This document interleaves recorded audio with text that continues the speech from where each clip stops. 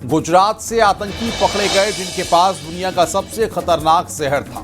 इसे प्रसाद या खाने में मिलाकर हजारों लाखों लोगों को मारने का प्लान था।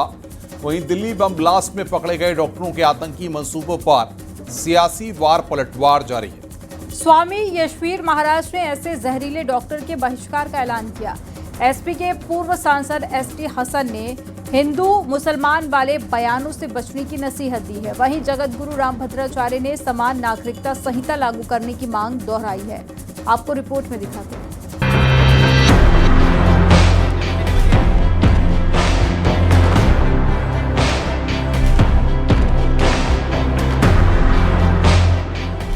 दिल्ली ब्लास्ट पर सियासी बयानबाजी तेज है। स्वामी यशवीर महाराज का कहना है कि ये हिंदुओं का नरसंहार करने की बड़ी साजिश थी। पकड़े गए इस्लामी आतंकी डॉक्टर ने जहर बनाने का फॉर्मूला तैयार किया था। ऐसे जहरीले डॉक्टर का बहिष्कार करना होगा। गुजरात पुलिस ने 3 इस्लामिक आतंकवादियों को पकड़ा। उन्होंने ऐसा जहर तैयार किया कि उस जहर के द्वारा लाखों हिंदुओं का नरसंहार किया जा सके और दिल्ली के अंदर अपने जीवन की रक्षा आपको करनी है। तो इसलिए सावधान रहना जरूरी है। यदि आपको बीमारी में कोई दवा लेनी है तो सनातन धर्म के डॉक्टरों से ही आप दवा लें। एसपी के पूर्व सांसद एसटी हसन का कहना है कि डॉक्टरों का पेशा सिर्फ मरीजों की जान बचाना है। इसमें हिंदू मुसलमान जैसी कोई भी बात नहीं है। विश्व परिषद का तो यही काम है कि किस तरह से हिंदू मुसलमान करा जाए। हर मामले में वो यही एंगल निकालते हैं और सांप्रदायिकता फैलाने की पूरी कोशिश करते हैं। डॉक्टर का कर्तव्य और डॉक्टर की ड्यूटी ये होती है कि किस तरह से मरीज को बचाया जाए। हम जब मरीज का इलाज करते हैं तो कभी ये नहीं सोचते कि ये हिंदू है या मुसलमान है। वहीं जगत गुरु रामभद्राचार्य ने कहा कि आतंकवाद से निपटने के लिए हिंदुओं को जगाना होगा। हमारी सरकार से मांग है कि समान नागरिकता संहिता लागू हो। हम सरकार पर दबाव डालना पड़ेगा। समान नागरिक संहिता हटाई जाए। ये थोड़े हिंदू 2-3 दिन बाद उत्पन्न करें और इनके यहाँ भेड़ों की भाग 25 भाग हो जाए। हमें समान नागरिक संहिता चाहिए ही चाहिए।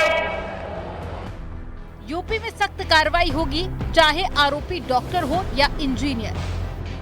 ये तो चिंता का विषय है और इस पे मैं समझता हूँ सरकार उत्तर प्रदेश योगी आदित्यनाथ जी की सरकार पूरी गंभीरता से जांच भी करा रही है और जो भी लोग इसमें दोषी पाए जाएंगे उनके खिलाफ सख्त कार्रवाई होगी। वो कोई हो, सफेद पोश हो, कहीं डॉक्टर हो, इंजीनियर हो, कोई भी हो, कानून से बढ़कर कोई नहीं है और पूरी मजबूती के साथ उनके खिलाफ कार्रवाई की जाए।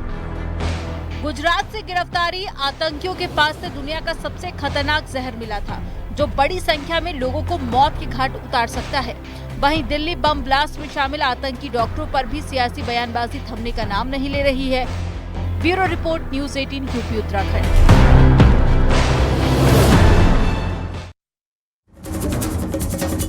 लखनऊ में आज स्वतंत्रता सेनानी और वीरांगना ऊदा देवी पासी की प्रतिमा का अनावरण किया गया।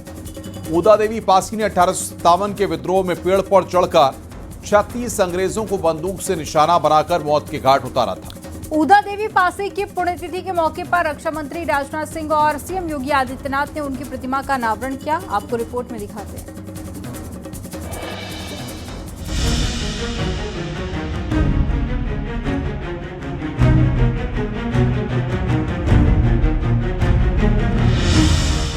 बिहार विधानसभा चुनाव के रिजल्ट से उत्साहित बीजेपी अब यूपी में दलित वोट बैंक मजबूत करने में जुटी है।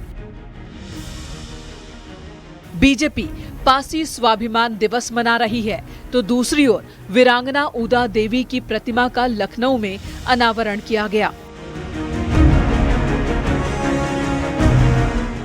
रक्षा मंत्री राजनाथ सिंह और सीएम योगी आदित्यनाथ ने ऊदा देवी की प्रतिमा का अनावरण किया और उनके योगदान को याद किया।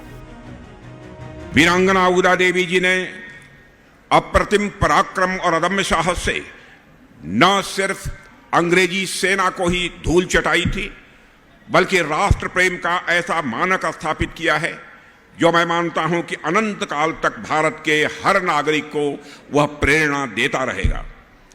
उदा देवी ने अकेले ही 36 ब्रिटिश सैनिकों को मौत के घाट उतारने में कामयाबी हासिल की थी वीरांगना उदा देवी ने। उदा देवी का जन्म 19वीं सदी में लखनऊ के निकट उजिरियाव गांव में ही पासी परिवार में हुआ था। बीजेपी ने उदा देवी पार्क और स्मारक बनाने का ऐलान किया था। उदा देवी की प्रतिमा का अनावरण कार्यक्रम यूपी की राजनीति में नया मोड़ ला सकता है। प्रथम स्वातंत्र समर की अमर योद्धा के रूप में वीरांगना उदा देवी का स्मरण हम सब करते हैं। वह न केवल नारी जाति के लिए बल्कि हर हिंदुस्तानी के लिए एक प्रेरणा है। इसलिए इस अवसर पर मैं उनकी स्मृतियों को नमन करता हूं। यूपी में पासी वोटर्स की अहम भूमिका है। एससी आबादी में 16% वोटर्स पासी समाज से ही हैं। यानी पासी वोटर्स की संख्या तकरीबन 32 लाख है। कुल दलित 4 करोड़ 20 लाख के आसपास माने जाते हैं। पासी मुख्य तौर पर लखनऊ, बाराबंकी, अयोध्या और सुल्तानपुर में रहते हैं, जिन पर बीजेपी का फोकस है। Bureau report, news 18, Uttar Pradesh, Uttarakhand. Lucknow में हो रहे उत्तराखंड महोत्सव में सीएम योगी ने शिरकत की और मुख्यमंत्री ने लोगों को संबोधित करते हुए कहा कि उत्तराखंड ने देश को कई वीर सपूत दिए। सीएम योगी ने कहा कि पहले और दूसरे सीडीएस भी उत्तराखंड ने ही दिए हैं। उत्तराखंड में भक्ति और शक्ति का अद्भुत समन्वय है। देवभूमि में पिछले 7 साल में तेजी से विकास हुआ है।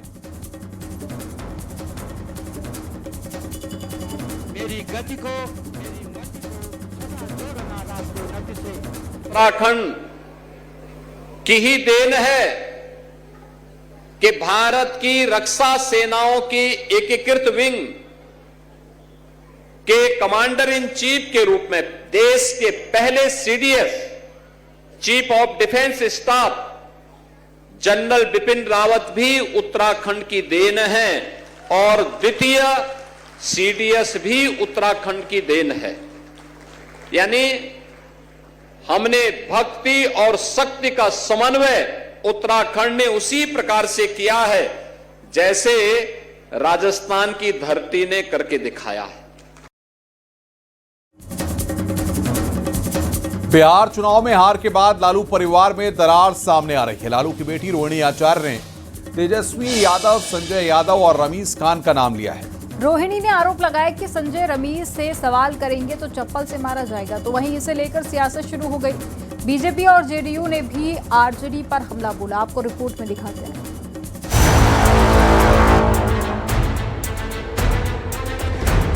अब ये जाकर के आप संजय, रमीज, तेजस्वी यादव से पूछिए। मेरा कोई परिवार नहीं है, वही लोग निकाला है हमको परिवार से। रोहिणी आचार्य ने परिवार में उनके साथ बदसलूकी को लेकर कई ट्वीट किए हैं।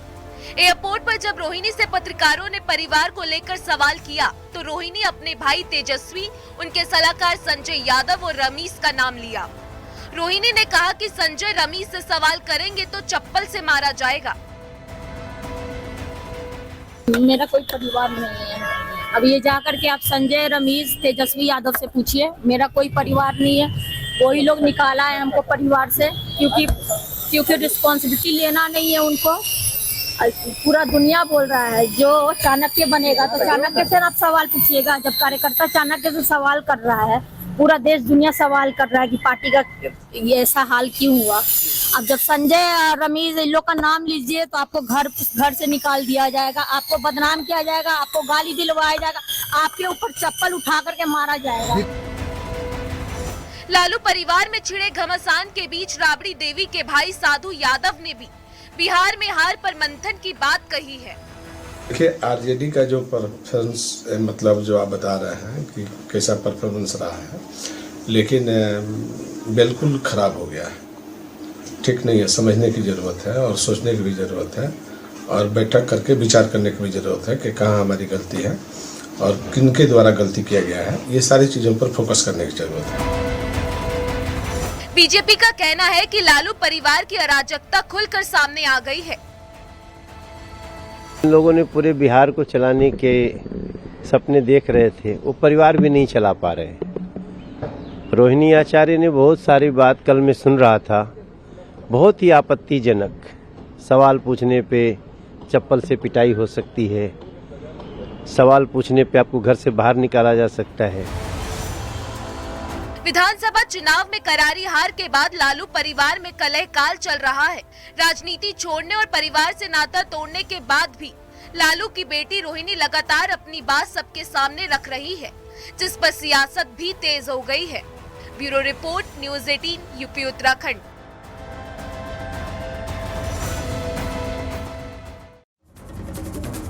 सूत्रों के मुताबिक एनडीए में मंत्रिमंडल का संभावित फॉर्मूला तय हो गया है। नए मंत्रिमंडल गठन को लेकर बनी सहमति के अनुसार 6 विधायकों पर 1 मंत्री बनाए जा सकते हैं। मंत्रिमंडल में बीजेपी के 15 या 16 मंत्री बनाए जा सकते हैं। वहीं जेडीयू 14+1 मंत्री हो सकते हैं। एलजेपी के कोटे से 3 मंत्री हो सकते हैं। वहीं उपेंद्र कुशवाहा की आरएलएम को 1 मंत्री पद, मांझी की एचएम को 1 मंत्री पद मिल सकता है। देखिए हमारी रिपोर्ट।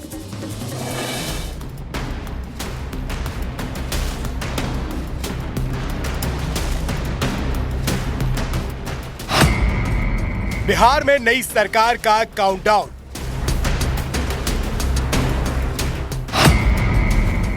पहले सीएम नीतीश का इस्तीफा, फिर सरकार बनाने का दावा। बिहार में मंत्रिपरिषद का फॉर्मूला फाइनल। बिहार में नई सरकार गठन को लेकर अब सियासी तस्वीर साफ होती नजर आ रही है। पटना और दिल्ली के बीच बैठकों का सिलसिला लगातार तेज हुआ है। गृह मंत्री अमित शाह से जेडीयू के टॉप नेताओं की अहम मुलाकात ने सियासी हलचल बढ़ा दी है। इसी बीच जानकारी ये भी सामने आ रही है कि बिहार में मंत्रिपरिषद का संभावित फॉर्मूला तैयार कर लिया गया है। सूत्रों के मुताबिक बिहार के नए मंत्रिमंडल में बीजेपी को 15 से 16 पद मिल सकते हैं, जेडीयू को 14 से ज्यादा मंत्री पद मिल सकते हैं। वहीं चिराग पासवान की लोक जनशक्ति पार्टी को 3 मंत्री पद मिल सकते हैं, जबकि उपेंद्र कुशवाहा की आरएलएम और जीतन राम मांझी की हम को 1-1 मंत्री पद देने का फॉर्मूला बन चुका है। मंत्रिपरिषद के इस फॉर्मूले को लेकर अब जेडीयू और बीजेपी के टॉप नेताओं की बैठक जल्द होने की संभावना है, जिसमें इस फॉर्मूले को अंतिम रूप दिया जा सकता है। कल आपने देखा होगा कि नित्यानंद राय पहले उपेंद्र कुशवाहा से मुलाकात उन्होंने की, फिर चिराग पासवान से मुलाकात की। अब से थोड़ी देर पहले देखिए, एक तस्वीर दिखाने की कोशिश करेंगे। मुख्यमंत्री आवास में मिलने के लिए नित्यानंद राय पहुंचे थे, विजय सिन्हा पहुंचे थे और जो तमाम जेडीयू के बड़े नेता हैं वो यहाँ पर पहुंचे थे। मुलाकातों का दौर खत्म हो चुका है और ये माना जा रहा है कि जल्द ही सरकार का फॉर्मेशन हो जाएगा। कल सुबह में जो सूत्रों से जानकारी मिली है उसके मुताबिक कल कैबिनेट की बैठक है और उस कैबिनेट के बैठक में इस सरकार के कार्यकाल का अंतिम बैठक है, जिसमें धन्यवाद प्रस्ताव आएगा और वहां पर फिर सरकार को डिसॉल्व किया जाएगा। नीतीश कुमार राजभवन पहुंचेंगे, जहां पर वो अपना इस्तीफा सौंपेंगे और उसके बाद नई सरकार के गठन की फिर तैयारियां शुरू हो जाएगी। सूत्रों के मुताबिक बिहार में नए मंत्रिपरिषद में 6-1 का फॉर्मूला तय माना जा रहा है, यानी हर 6 सीट पर 1 मंत्री।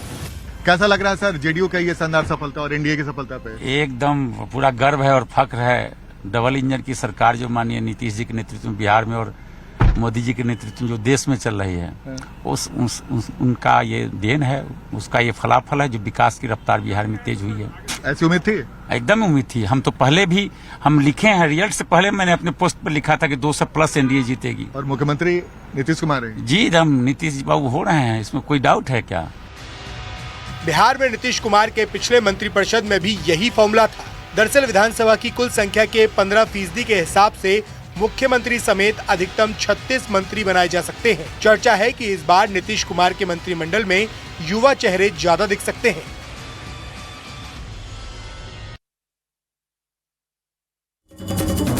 रुक रहे हैं आप और ब्रेक के लिए। आप देखते रहिए न्यूज़ 18।